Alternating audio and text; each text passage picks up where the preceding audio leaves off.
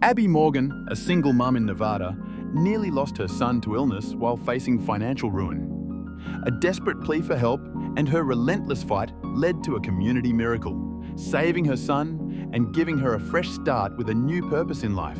Hi everyone, welcome to Life Unveiled. Let's get started. Abby Morgan sat in the dimly lit hospital room in Reno, Nevada, her hands trembling as she held her 5-year-old son Caleb's small, feverish hand. At 34, Abby was a single mum who'd been through more than most. Her husband Tom had walked out when Caleb was just a year old, leaving her with nothing but a pile of debt and a broken heart. She'd taken a job as a waitress at a local diner, working double shifts to pay the bills, her body aching from standing for hours, but she never complained. Caleb was her world, a bright, curious boy with a laugh that could light up the darkest days. But now, as she watched him struggle to breathe, his tiny chest rising and falling too fast, Abby felt a terror she'd never known. Caleb had been diagnosed with a rare form of leukemia, and the doctors had just delivered the worst news yet. Without an experimental treatment costing $50,000, he might not survive the month. Abby's life had been a series of battles since Tom left. She'd moved to Reno to escape the memories, renting a small apartment with cracked walls and a leaky faucet, but it was a roof over their heads. Her parents were gone, and she had no siblings to lean on, just her and Caleb against the world. She'd poured every penny into keeping him healthy, skipping meals to afford his vitamins, selling her old jewelry to buy him new shoes. But leukemia was a beast she couldn't fight with grit alone. The hospital bills were piling up, and her savings, barely $2,000, were gone in a week. Her landlord had already threatened eviction, and her boss at the diner had cut her shifts because she'd missed too many days to be with Caleb. "I'm sorry, Abby," he'd said, his voice cold. "I need someone reliable." She was on the edge of losing everything, and now her son's life hung in the balance. The doctors at St. Mary's Hospital were kind but firm. "The treatment is Caleb's best chance," Dr. Ellis said, her eyes soft with sympathy. "But it's not covered by your insurance."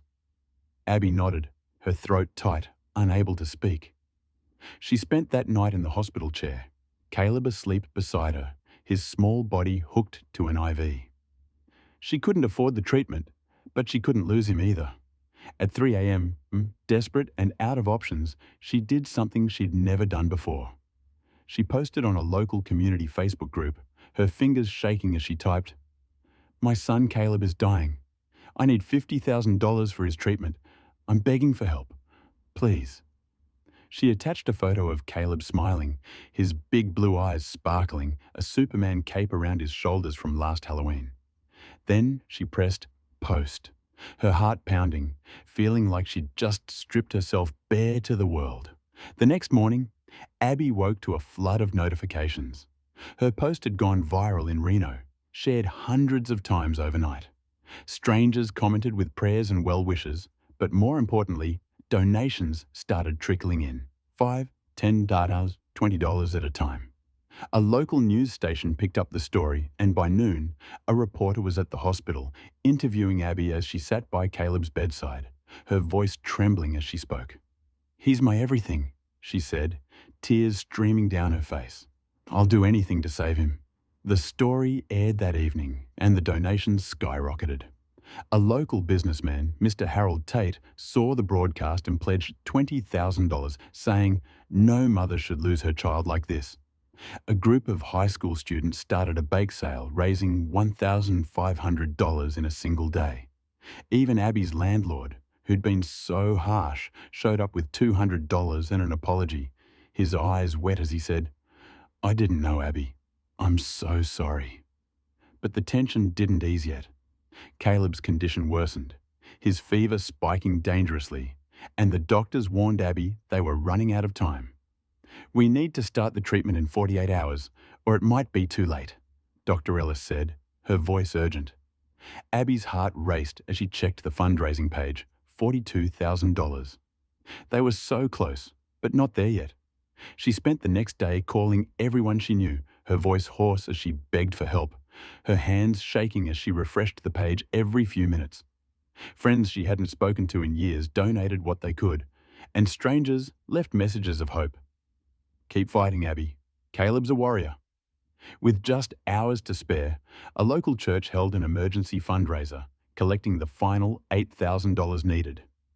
Abby collapsed in tears when she saw the total hit $50,000, the hospital staff cheering as they prepared Caleb for the treatment.